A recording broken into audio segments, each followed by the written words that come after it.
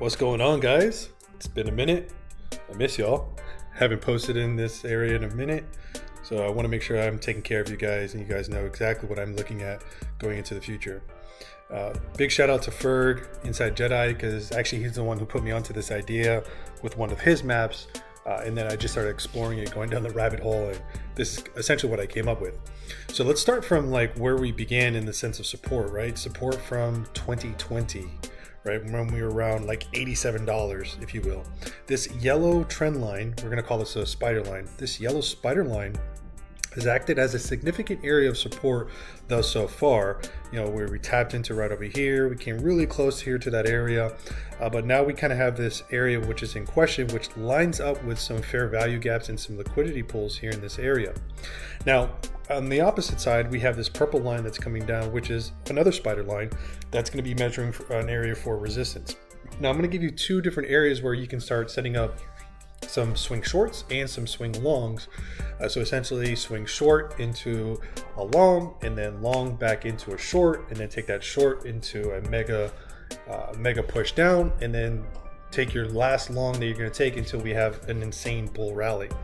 That's going to put us right over here, right? So what I'm kind of estimating, in time wise, it could be sometime in February, let's say like 2.5 weeks into February, where we get one more push back into this fair value gap, this gray area that you see right over here, and we retest this spider line. You know, that's going to put us in the 2600 benchmarks.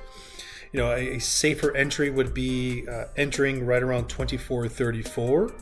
Now, if you're obviously running high leverage, that could get a little nauseating, if you will, because you could see that there's liquidity that they've pushed all the way up to 2700s. But for the most part, this historical fib that you see, 0.5 and 618, it's measuring from the top all the way to the bottom. So it's our historical fib, and we have yet to close above it and continue to have continuation. So one may suggest, hey, if I'm not on the sticks and I'm not able to get an insane sniper entry here on this purple trend line, then maybe I'm going to wait until we start closing on lower time frames underneath 2434, which is the 0.5 fib. Just for fully understanding, anything that's underneath the 0.5 is considered bearish. Anything above 0.5 is considered bullish. So as of right now, we're in this bearish part of the internal structure of this entire setup. That being said, I think a good short, healthy short can come from this area. In the event that you are on the sticks, you can just snag a good entry. I'm targeting this 618. It's untested. Like, this whole move up right here is untested, and it's a sharp move up, which calls for a sharp correction down. I think being that the 100 EMA is sitting right here in this area, and it's above the 200 EMA, I think we do get a bounce on a 618. Maybe it stretches down just a little bit lower, but I think we get a good, decent bounce in this area. We come back to retest this spider line one more time, making a lower high, and then we have a big push down to this yellow trend line here, ultimately filling in the remainder of this gap. You can see that there's a small fair value gap right here in this area, and there's some liquidity down in this area as well too. I don't think we're going to get down to the 1300s. I really don't. Optimistically, from a bearish perspective, that would be great. But I don't think we push all the way down to those levels. Now, keep in mind, this kind of lines up with our Nen Star that we have that goes with this. So let's go ahead and put that on real quick. And let's take that off. So, you know, I measured this parabolic move up, this vertical run up that we've had from October. You can see where it's measured, and you can see where these fibs are also lining up as well too. You know, we have a 618 that's right inside, right above the 618 from the historical. This 618 from the vertical run up sits right around 1990. So what I'm getting at it from a confluence perspective, I see a lot of bounces happening here in this area. But when we throw back on that spider line, I think this is where we're going to be bouncing back into. So it's just something to be observing from that perspective, and then utilizing the Nen Star, because the Nen Star is giving us obviously entries that are way down here. I don't see that happening at all, but I do see us potentially coming into these areas, maybe even lower to around these areas right over here. Right over here in these areas. So just essentially retesting, erasing all those gains. People who never took any profit over here, basically erasing all those gains and giving us another restart, and then boom, we head back up. Could it go lower? It could.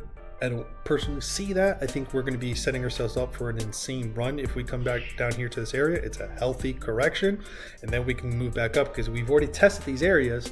So the next time we revisit those, we're going to have a lot more momentum behind us, a lot more people aping in. So it should push through and start cracking those levels that are above.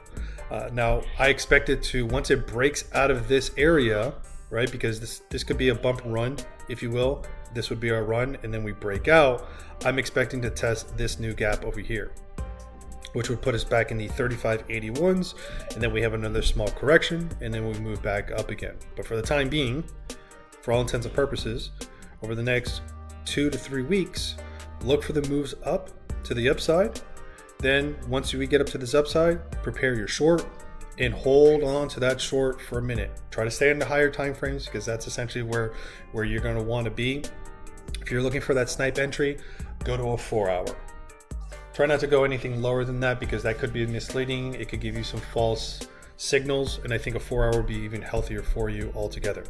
But this is essentially the swing setup that I was referring to. If you guys have questions, just ping me. Let me know however I can help. If you want to take full advantage of our challenge right now, these are some of the things that we're discussing inside of our challenge actively and inside of Jedi. So if you want to have a little bit more in-depth dive into this, I recommend looking into Jedi's when we have enrollment that rolls around next month in February. That's coming up, where you can actually set up a one-on-one with me and we can dive into this for however long as you need on a one-on-one basis. So just something to think about going into next month if you want to have that mentorship while you're writing out this type of map. Outside of that, man, happy Friday. I hope you guys enjoyed this information, and I'll talk to y'all real soon. Peace.